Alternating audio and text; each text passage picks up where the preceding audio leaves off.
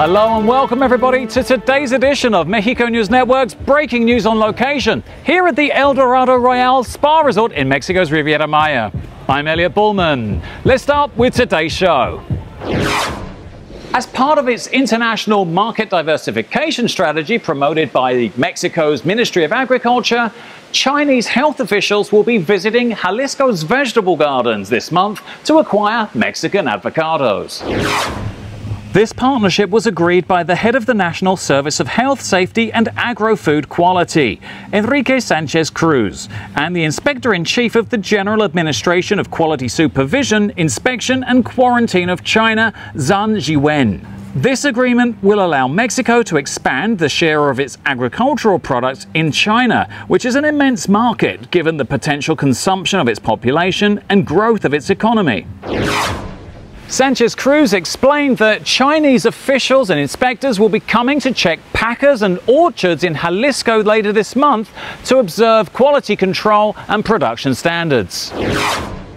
Both officials agreed that this accord will facilitate the safe trade of organic products between the two countries by promoting a reliable scheme that provides guarantees to consumers of these types of products from Mexico and China. Sanchez Cruz said that the meeting also analyzed the health protocols so that Mexico can export banana, pork products and Mexican equine meat to China. He mentioned that electronic certification in the commercial exchange of agri-food products is vital as it mitigates the risk of making mistakes and the possibility of presenting false certificates. So here talking with me now about the upcoming inspectorate from China coming to Mexico is Florian Dure, the executive chef here at the El Dorado Royale Spa Resort. Hi Florian, nice to meet you. How are you doing? Very well. So these are exciting times here in Mexico with the Chinese quarantine and inspectorate coming this month, especially over to Jalisco to check out avocado and many other agri-food products. Why do you think Mexico is becoming so important to China? Well, first I agree there are a lot of things going on right now in the market over the whole world, and right now Mexico is very positioning in a strategical position, very important. So I think when most of the Chinese come over here and inspect our areas and see all the products that we have here, which are absolutely amazing in the wide variety that we have here, first of all they will encounter all the people from Mexico that are very lovely, that are very helpful, very grateful and very experts in the area, right? When you're talking about avocados, well, there's nobody better than Mexicans talking about avocados, right? So I think what we're gonna expect in these visits with us is they're gonna find, first of all, top-notch products. They're gonna find the environment, which is absolutely perfect. Then find that the quality standards are very high, that they are throughout the season, about all the year, going to be the same quality. That we have enough products for supplying, which is one of the important things. To meet the demand, imagine the population size in China. Once they get a first taste of avocado, to satisfy that demand. And not last but not least, the installations are high quality installations. So I think when they come over here, it's going to be a pretty nice surprise for them, finding absolutely what they are looking for. In my view, given the political sensitive climate of NAFTA talks right now, this is an incredible opportunity for Mexico to strengthen its international relationship with China.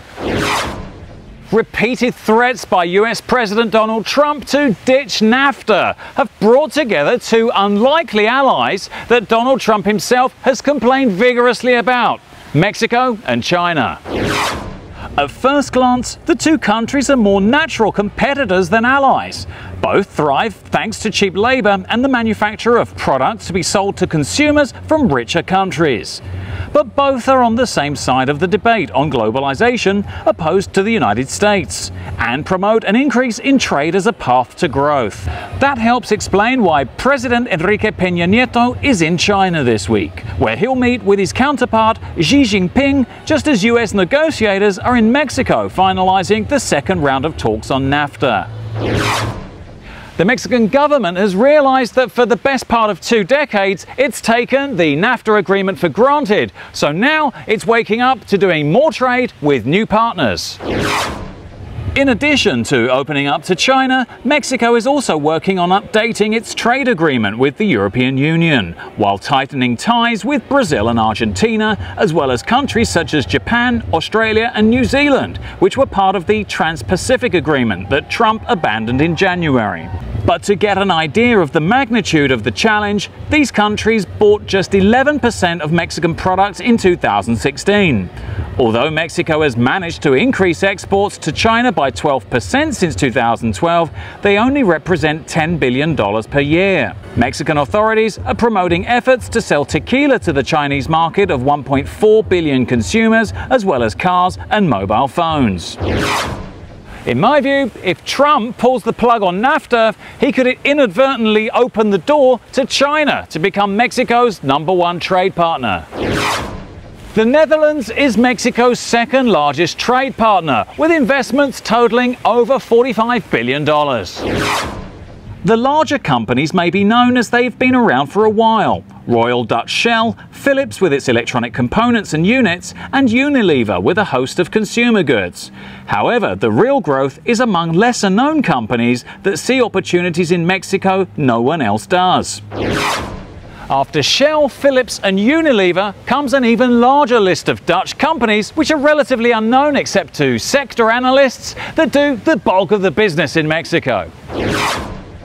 Damen, one of the world's largest shipbuilding companies, has constructed 60 of the most modern container ships and gas and oil tankers for Mexican companies. Vopak, which produces large-scale storage equipment for gas, oil and chemicals, vital in a world economy where gas and oil prices may fluctuate enormously. And poultry sector companies Gasolec, Vencomatic and above all, Pas Reform, which means that virtually no egg or chicken that is consumed in Mexico reaches market without having been touched by Dutch technology at one point or another. The country is a model for what the world will need for the future, working in a global economy that respects the needs and desires for local, national and international communities, and carefully developing adequate technology that enhances the efforts of local business and industry is free of harm.